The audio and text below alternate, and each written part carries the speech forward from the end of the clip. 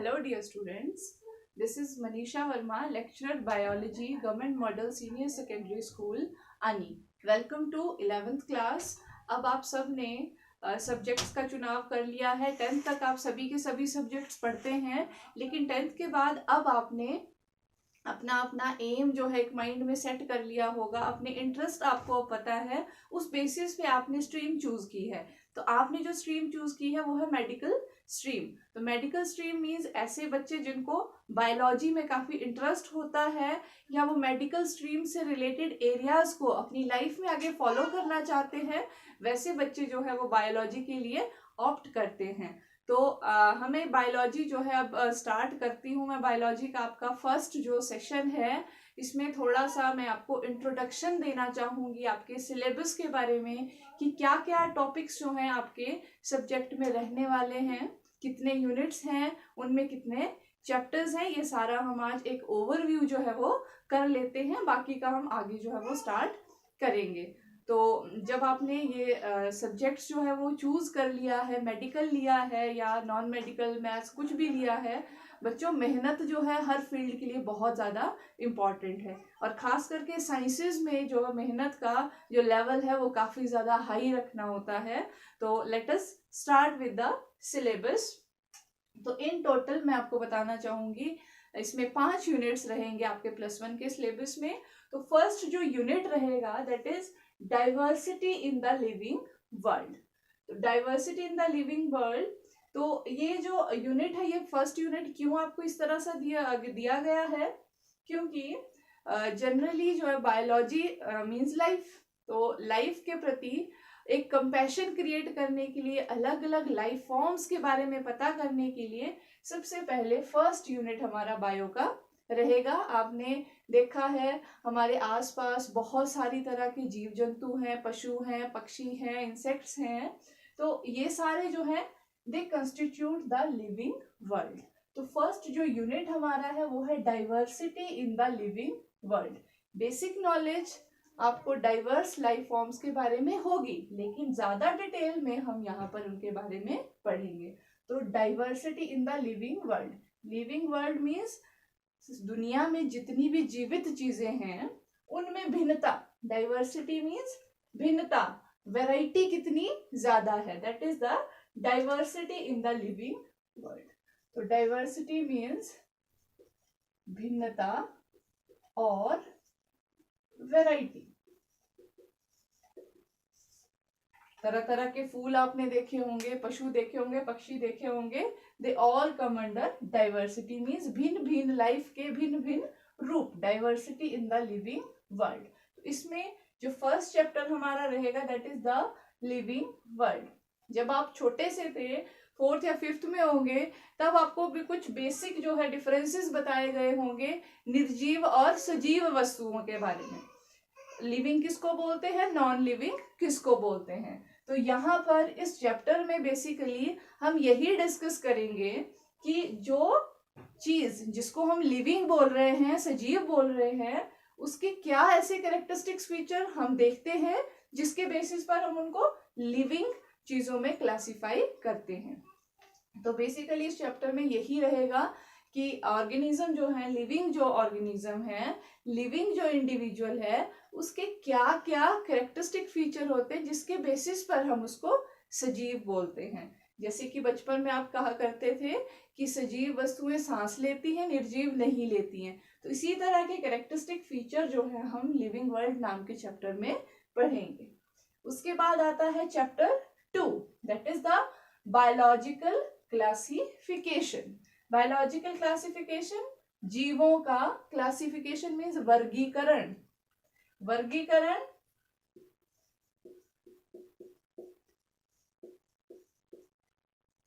जिस तरह से बच्चों को स्कूल में बहुत सारे बच्चे होते हैं, उन बच्चों को डिफरेंट क्लासेस में डिवाइड किया होता है, उसी तरह से हमने बात की कि दुनिया में जो है सजीवों की, जीवित वस्तुओं की जो भिन्नता है, डाइवर्सिटी है, वैरायटी है, बहुत ज्यादा है। तो उन वस्तुओं को पढ़ने के लिए, उनकी स्टडी करने के लिए उनको हम कैटेगराइज करते हैं क्लासेस में, छोटे छोटे ग्रुप्स में हम उनको बांटते हैं उसको बोलते हैं बायोलॉजिकल क्लासिफिकेशन। तो इस चैप्टर में हम बेसिकली क्या पढ़ने वाले हैं कि किस तरह से किस किस साइंटिस्ट ने किस तरह से दुनिया में जो सजीव वस्तुएं हैं उनको वर्गीकृत करने की कोशिश की, क्लासिफाई करने की कोशिश की। तो इस तरह से हम पूरे सिस्टम्स इसमें पढ़ेंगे कि ऑर्गेनिजम्स को क्लासिफाई कैसे किया जाता है। Then comes chapter 3 that is the plant kingdom. तो प्लांट किंगडम बहुत बड़ा ग्रुप है, बायोलॉजिकल क्लासिफिकेशन में बहुत बड़ी क्लास है प्लांट्स। तो प्लांट्स के बारे में काफी डिटेल में इसमें कौन कौन से ग्रुप सब ग्रुप्स आते हैं ये सारा हम प्लांट किंगडम में पढ़ेंगे। उसके बाद आता है चैप्टर 4। चैप्टर 4 में हम सारे के सारे एनिमल्स का जो डिटेल है उसके बारे में पढ़ेंगे, कौन कौन से एनिमल ग्रुप्स हैं, क्या क्या उनके कैरेक्टरिस्टिक फीचर्स हैं, वो हम एनिमल किंगडम चैप्टर में पढ़ेंगे। उसके बाद आता है unit number 2। Unit number 2 is structural organisation in plants and animals. अब हमने पढ़ लिया कि कितने तरह के पौधे होते हैं हमारे पास, कितनी तरह के एनिमल्स होते हैं, वो किस किस ग्रुप से बिलोंग करते हैं। अब हमें उनका पढ़ना है, एक एक प्लांट को या एनिमल को हमने डिटेल में पढ़ना है, वो किस किस टिश्यू से बने हुए हैं, वो बाहर से कैसे दिखते हैं, और उनका इंटरनल आंतरिक जो संरचना होती है, जो इंटरनल स्ट्रक्चर होता है वो कैसा है। तो इस यूनिट में हम उसी बारे में पढ़ने वाले हैं। So chapter 5 is morphology of flowering plants. So ये जो वर्ड है मॉर्फोलॉजी, मॉर्फोलॉजी मीन्स जब भी हम किसी ऑर्गेनिज्म, किसी एनिमल या प्लांट की बाहरी संरचना, बाहरी जो स्ट्रक्चर जैसा उसका दिख रहा है उसके बारे में जब हम पढ़ते हैं, बात करते हैं, that is morphology of flowering plants. तो इस चैप्टर में हम फ्लावरिंग मीन्स जो फूलों वाले पौधे होते हैं, जैसे आपने 9th में भी पढ़ा होगा क्लासिफिकेशन में कि प्लांट्स में ग्रुप्स होते हैं एंजियोस्पर्म्स एंड जिम्नोस्पर्म्स। जिम्नोस्पर्म जिनमें फूल नहीं लगते हैं, एंजियोस्पर्म जिनमें फूल लगते हैं। तो मॉर्फोलॉजी ऑफ फ्लावरिंग प्लांट्स में हम जनरली उनके फ्लावरिंग प्लांट्स जो एंजियोस्पर्म है उनकी मॉर्फोलॉजी मीन्स उनके आउटर स्ट्रक्चर कैसे वो दिखते हैं उसके बारे में पढ़ेंगे। फिर आता है चैप्टर नंबर 6। चैप्टर नंबर 6 में that is anatomy of flowering plants. Anatomy means internal structure. So morphology is the external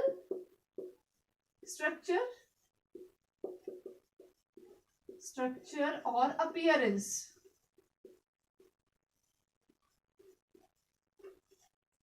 उसी तरह से एनाटॉमी जो टर्म है it is used for internal structure. तो प्लांट्स जो है वो उनका अंदरूनी जो स्ट्रक्चर है वो कैसा है वो हम स्टडी करेंगे in anatomy of flowering plants. उसके बाद आता है chapter 7। Chapter 7 as the name is indicating structural organisation in animals. तो इसमें हम क्या पढ़ेंगे, आपने 9th क्लास में पढ़ा होगा different kind of tissues, blood, muscular tissue, nervous tissue, epidermal tissue. तो इस तरह के जो टिश्यू हैं मीन्स इस चैप्टर में हम पढ़ेंगे कि एनिमल्स जो हैं उनमें उनकी जो संरचना होती है, उनका जो शरीर है वो किस किस तरह के टिश्यू से मिलकर बना होता है। That is the structural organisation in animals. Unit 3 is cell structure and function. So as you all know, cell is the fundamental unit of life. ये it is the basic block, किसी भी organism का basic जो block होता है जिसके मिलके उसका जो शरीर है वो पूरा बना होता है वो होता है सेल। तो इस यूनिट में हम पूरा का पूरा सेल का स्ट्रक्चर, सेल के अंदर क्या होता है, सेल ऑर्गेनेलीज जो है वो कैसी बनी होती है, उनका इंटरनल स्ट्रक्चर क्या होता है, बहुत ज्यादा डिटेल में हम पढ़ने वाले हैं। लास्ट जो आपके 9th क्लास में आपने थोड़ा ओवरव्यू इन सब चीजों का पढ़ा होगा, लेकिन अब हम काफी ज्यादा डिटेल में इसको पढ़ेंगे। So chapter 8 that is cell the unit of life. तो इसमें हम all cell components, nucleus, cytoplasm, mitochondria, endoplasmic reticulum, Golgi body, lysosomes and many more, इस तरह की ऑर्गेनेलीज का इंटरनल स्ट्रक्चर के साथ इनको स्टडी करेंगे और एक एक ऑर्गेनेली का फंक्शन हम इसमें पढ़ेंगे। फिर है चैप्टर 9 दैट इज बायोमोलिक्यूल्स। तो biomolecules, as the name is indicating, bio means life and molecules. Life के मॉलिक्यूल्स मीन्स लिविंग ऑर्गेनिज्म में किस किस तरह के मॉलिक्यूल्स जो है वो पाए जाते हैं, उनके बारे में हम चैप्टर 9 में पढ़ेंगे। तो कौन कौन से मॉलिक्यूल्स हैं वो, जैसे कार्बोहाइड्रेट्स, प्रोटीन्स, उसी तरह से न्यूक्लिक एसिड्स, डीएनए, आरएनए, इस तरह की चीजें जो है हम इसमें पढ़ेंगे। एटीपी का स्ट्रक्चर पढ़ेंगे, उसी तरह से कोएंजाइम, एंजाइम, ये सारा हम इस बायोमोलिक्यूल नाम के चैप्टर में पढ़ेंगे। Then there is chapter 10 that is cell cycle and cell division. इस चैप्टर में हम क्या पढ़ेंगे, आपने सुना होगा कि सेल डिवाइड करते हैं। इस चैप्टर में हम बहुत डिटेल में पढ़ने वाले हैं कि सेल जो है कब डिवाइड करते हैं। वो जब मर्जी उनका मन करे तब डिवाइड नहीं करते हैं। There are certain control points, कुछ चेक पॉइंट्स होते हैं, कुछ प्रोसेसेस होती हैं जो पहले होती हैं, उसके बाद सेल जो है वो डिवाइड होता है। तो उस ये जो चैप्टर है cell cycle and cell division, उसमें हम उन इवेंट्स के बारे में डिटेल में पढ़ेंगे कि कब कोई सेल जो है वो डिवाइड करता है और डिवाइड होने के, सेल के डिवाइड करने के तरीके क्या क्या है। That is cell cycle and cell division. उसके बाद आते हैं हम यूनिट 4 में, that is plant physiology. Plant physiology as the name is indicating, इस यूनिट में हम प्लांट्स के बारे में पढ़ने वाले हैं। लेकिन फिजियोलॉजी क्या होती है? Physiology is the study of our internal body systems. तो प्लांट की इंटरनल बॉडी सिस्टम्स, प्लांट में जो आपके पास फूड कैसे बनता है, वो एसिमिलेट, वो प्लांट के विभिन्न भागों में कैसे पहुंचता है, प्लांट जो है वो न्यूट्रिशन कैसे लेता है सॉइल से, कैसे उसको प्लांट के एक एक पार्ट तक पहुंचाता है, ये सब प्लांट फिजियोलॉजी में हम करेंगे। इसमें क्या क्या हार्मोन्स होते हैं प्लांट्स में, कौन कौन सा हार्मोन कब रिलीज होता है, तो ये सारा हम इस यूनिट में पढ़ेंगे। सो प्लांट फिजियोलॉजी में जो फर्स्ट चैप्टर रहेगा that is transport in plants. तो ट्रांसपोर्ट में हम किसकी बात करेंगे? बेसिकली वाटर ट्रांसपोर्ट की, कि प्लांट जो है उनमें वाटर का ट्रांसपोर्ट किस तरह से होता है और मिनरल्स का ट्रांसपोर्ट कैसे होता है। आपको पता है प्लांट्स में फूड जो है वो कहाँ बनता है? लीफ में। Leaf is the kitchen of the plant. Leaf में बनेगा, लेकिन लीफ में जब बनेगा तो प्लांट के वेरियस पार्ट्स में ट्रांसपोर्ट वो कैसे होगा, वो सारे मैकेनिज्म हम पढ़ेंगे ट्रांसपोर्ट इन प्लांट्स में। फिर है chapter 12 that is mineral nutrition. अब सब आप सेब के बगीचा होगा किसी का, या कभी ना कभी खेतों में गए होंगे, तो आपने देखा होगा कि मिनरल जो आपके पास प्लांट्स हैं, हम उनको खाद देते हैं या कोई और न्यूट्रिशन हम उनको दे रहे होते हैं, तो प्लांट जो है वो बहुत सारे मिनरल्स की रिक्वायरमेंट रहती है प्लांट्स को ग्रो करने के लिए। तो मिनरल न्यूट्रिशन मीन्स कौन कौन से मिनरल्स जो है हम प्लांट्स को प्रोवाइड करेंगे ताकि वो जो है हेल्दी प्लांट्स जो है हम ग्रो कर सकें। और इसमें हम ये भी पढ़ेंगे कि अगर कोई मिनरल हमने प्लांट को नहीं प्रोवाइड किया तो प्लांट में क्या क्या डेफिशिएंसी सिम्टम जो है वो नजर आ सकते हैं। फिर है chapter 13 that is photosynthesis in higher plants.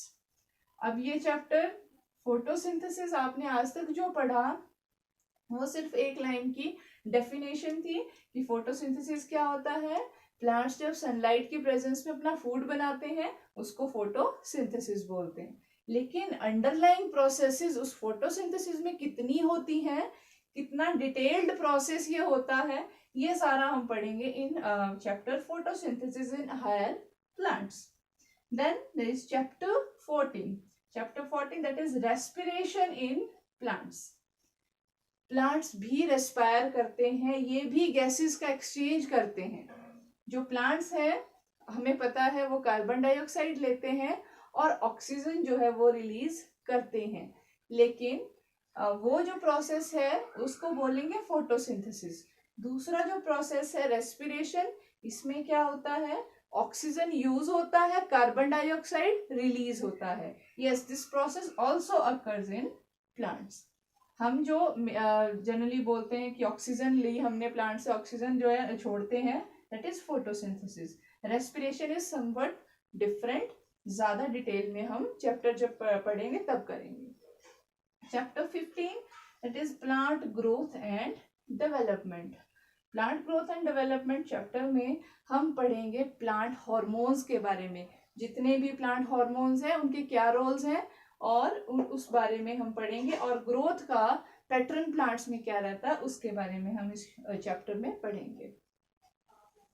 Unit 5 is human physiology. पहले हमने पढ़ा प्लांट फिजियोलॉजी, अब हम बात करें ह्यूमन फिजियोलॉजी की। So in this unit we will study about internal body system of humans. आपने थोड़ा सा इसका ओवरव्यू 10th में भी पढ़ा होगा, लेकिन यहाँ काफी डिटेल में हम इसको डिस्कस करने वाले हैं। Chapter 16 that is digestion and absorption. सबसे पहला जो चीज है, हम जो है किसी भी काम को करने के लिए हमें एनर्जी चाहिए। अब एनर्जी कहाँ से मिलेगी? वो मिलेगी फूड से, और फूड जो है एनर्जी, फूड से एनर्जी ऑब्टेन करने की जो प्रोसेस है वो क्या है? That is digestion. जो भी खाना हम खाते हैं कैसे डाइजेस्ट होता है, किन किन ऑर्गन से, कौन से जूसेस सिक्रीट होते हैं, किस तरह से ये सारा प्रोसेस चलता है, वो हम पढ़ेंगे डाइजेशन एंड एब्जॉर्प्शन में। फिर है chapter 17 that is breathing and exchange of gases. हम जो है जब सांस लेते हैं, कौन कौन से ऑर्गन्स हैं हमारे जो रेस्पिरेशन में, ब्रीदिंग में हेल्प करते हैं, और गैसेस का एक्सचेंज जो है लंग्स में कैसे होता है, जब ब्लड जो है उसको ऑक्सीजन को कैरी करता है तो किस तरह से करता है, ये सारा हम पढ़ेंगे breathing and exchange of gases में। फिर आता है हमारा next chapter that is chapter 18 body fluids and circulation. तो इसमें हम क्या बात करने वाले हैं?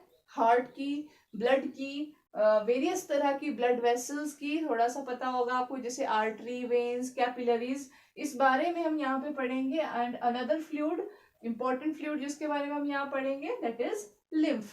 तो ये फ्लूइड्स के बारे में हम इसमें पढ़ेंगे सर्कुलेशन में। फिर chapter 19 is excretory products and there elimination. Excretory products जैसे यूरिया हमारी बॉडी में बनता है, कई तरह के नाइट्रोजिनस वेस्ट प्रोडक्ट हमारी बॉडी में प्रोड्यूस होते हैं। नाइट्रोजिनस वेस्ट प्रोडक्ट किनको बोलते हैं? ऐसे वेस्ट जिनमें नाइट्रोजन होती है। तो उस तरह के जो प्रोडक्ट्स हैं, एक्सक्रीटरी जो प्रोडक्ट हैं, वो बॉडी से किस तरह एलिमिनेट होते हैं। तो बेसिकली इसमें हम बात करेंगे यूरिन फॉर्मेशन और यूरिन रिलीज की बात हम इसमें करने वाले हैं। तो एक्सक्रीटरी प्रोडक्ट्स, तो इसका जो यूनिट है एलिमिनेशन का दैट इज किडनी। तो यहाँ पर हम किडनी के स्ट्रक्चर की बात भी करेंगे।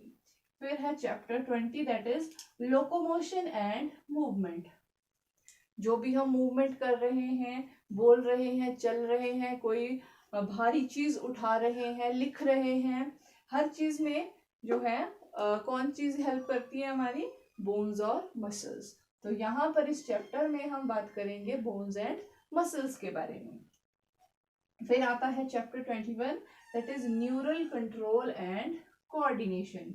Neural term is related to brain. So यहाँ पर हम हर चीज, उस चीज के बारे में बात करेंगे जो बॉडी को कंट्रोल कर रही है। For example brain, spinal cord, जो भी नर्व नेट हमारी बॉडी में है वो किस तरह से एक दूसरे के साथ कोऑर्डिनेट करता है, और कैसे ब्रेन हमारी एक्टिविटीज को कंट्रोल करता है। ब्रेन के बहुत सारे पार्ट्स हैं, कौन सा पार्ट किस एक्टिविटी को कंट्रोल करता है, ये सारा हम पढ़ेंगे इन न्यूरल कंट्रोल एंड कोऑर्डिनेशन। उसके बाद आता है chapter 22 that is chemical coordination and integration. Chemical coordination में हम बात करेंगे बॉडी में रिलीज होने वाले ऑल हार्मोन्स के बारे में। बहुत सारे हार्मोन्स का नाम आपने सुना होगा, जैसे एस्ट्रोजन, टेस्टोस्टेरोन, थायरॉक्सिन, इस तरह के हार्मोन्स के नाम आपने सुने होंगे। और भी बहुत सारे हार्मोन्स हमारी बॉडी में रहते हैं, उन सब के बारे में हम इस लास्ट चैप्टर में पढ़ेंगे। So this was the syllabus of your +1 class.